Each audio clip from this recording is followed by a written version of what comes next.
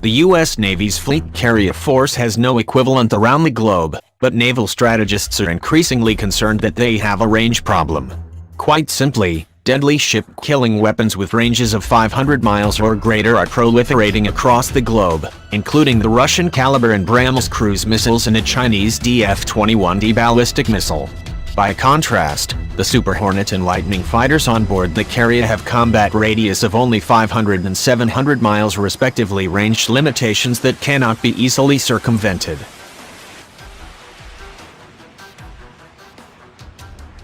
A related problem is that the Navy has retired both the Ka-6 and S-3 Viking tanker planes, which used to provide aerial refueling for its fighters.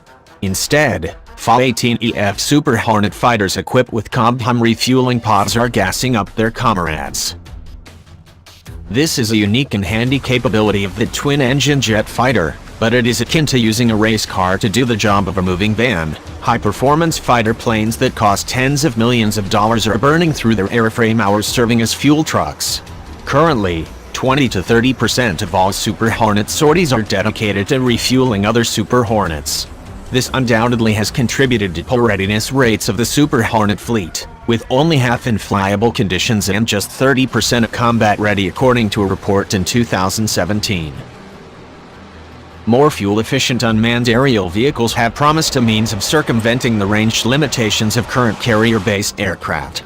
In 2013, a tailless Northrop Grumman X-47B UAV was the first unmanned aircraft to perform an autonomous catapult takeoff and arrest or hook landing from a Carrier.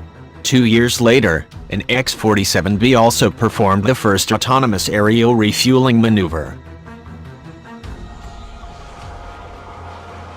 In 2013, the Navy devised the UCLASS program to develop a stealthy carrier-based multi-role drone designated the RAQ-25 Stingray that could spy on or attack targets deep within enemy airspace.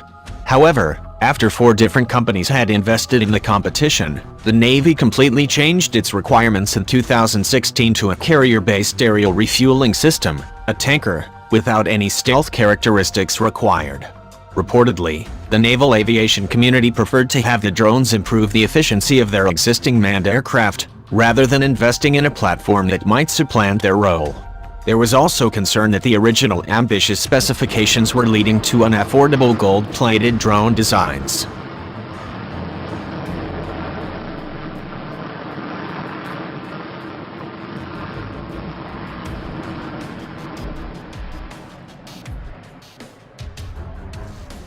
The new specs call for a Super Hornet-size UAV that can juice 4 to 6 fighters with up to 14 to 15,000 pounds, 2,200 gallons, of fuel, after having already flown 500 to 600 miles.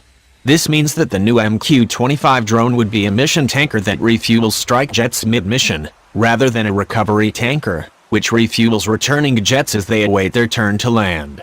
Although a 5-wet Super Hornet fully loaded with 5 external fuel tanks can carry the same weight and fuel, it would burn through far more gas on a long-range mission as it is optimized for performance over endurance.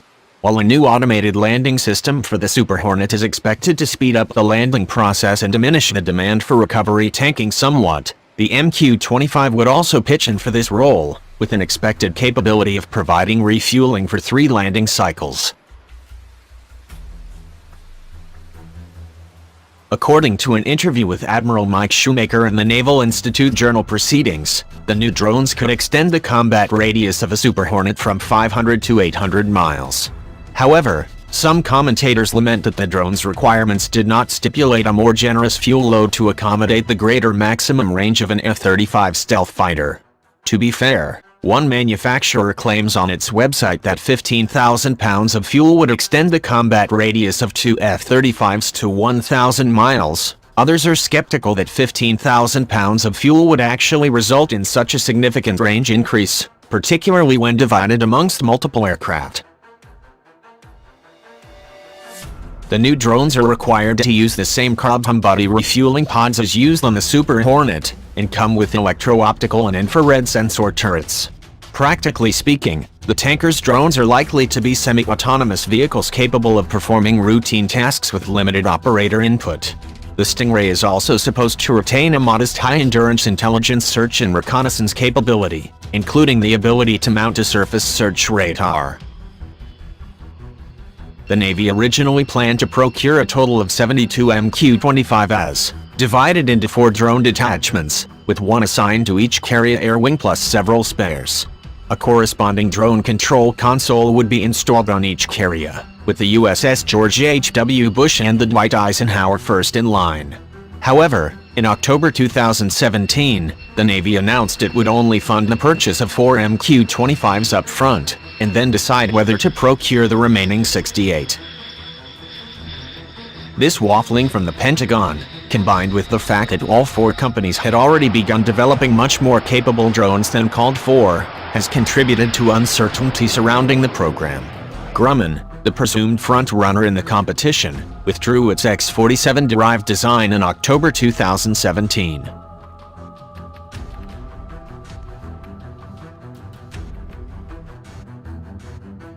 General Atomic, manufacturer of the Predator and Reaper drones, was first to unveil its Stingray concept art in October 2017. The conventional-looking design is derived its Sea Avenger drone, with a V-shaped tail, a Pratt & Whitney 815 high-bypass turbofan and a thick fuselage. A unique feature of General Atomic's design is a system which allows the drone to interpret and signals from deck crew while coming in for a landing. General Atomics has partnered with Boeing Autonomous System to improve its prospects and has released a detailed list of subcontractors for the drone's various components. This means that Boeing has 2 horses in a 3-way race. In December 2017, Boeing's Phantom Works division unveiled images of an actual completed T-1 drone prototype, which has since been photographed maneuvering on the tarmac of Lambert Field and St. Louis, Missouri. Though also using a wing-body tail configuration, Boeing's design retains many stealthy features including a flush dorsal jet intake and continuous curved surfaces. The T-1 apparently uses Super Hornet components to lower costs, and features large wings that would presumably give it good long-range endurance. The fact that Boeing has already built a prototype will also count in its favor. Finally, in March 2018, Lockheed released photorealistic concept art for a tailless flying wing tanker which distantly resembles the B-2 Spirit stealth bomber, and more proximately, Lockheed's RAQ-170 Sentinel reconnaissance drone, one of which was hijacked and captured by Iran in 2011. The flying wing design involves fewer components to manufacture and lends itself to a stealthy radar cross-section, but the tanker model has decidedly unstealthy jet intakes. Lockheed's concept art depicts 2 underwing hardpoints, one of which is dedicated to the Cobham refueling pod, while the other presumably could carry sensors or electronic warfare pods. Among other consideration, the Navy will have to evaluate how useful stealth characteristics are for the aerial tanker jobs. A mission tanker is likely to come closer to defended aerospace than a recovery tanker, and Russia and China have both developed extra long-range weapons such as the R-37 air-to-air and 40 N-6 surface-to-air missiles specifically designed to threaten clumsy tanker and radar support planes. Even limited stealth features on a tanker might attenuate the threat posed by such weapons by reducing the range at which they can be tracked on radar. A second consideration could be drones' potential adaptability into a multi-role platform with attack and electronic warfare capability, as well as fully developed stealth characteristics for penetrating further into contested airspace. The Navy's current requirements are laser-focused on the tanker role without the slightest nod to future capabilities, but given how commonly carrier-based aircraft have been retrofitted to new roles, the Navy will find it hard not to take that angle into account. The current Stingray tanker program is intended to increase the viability of the existing carrier air wing, rather than radically alter how they operate. Undeniably, a carrier that can dispatch strikes 700 or 800 miles away from a hostile shore faces a significantly less intimidating threat ecosystem than at 400 miles. However, that still leaves the big ships within the operational radius of 8-powered submarines, medium-range ballistic missiles and short attack planes armed with cruise missiles. Therefore, some critics argue that by passing on the opportunity to develop a very long-range strike drone, the Navy may be tethering itself to the limitations of existing platforms. The Pentagon is slated to select the winner of the competition in September 2018, with the first 4 production models to be delivered in 2023. Under the current program, the Navy would then test the Stingrays before deciding whether to procure the remainder of the order, which not follow until 2026.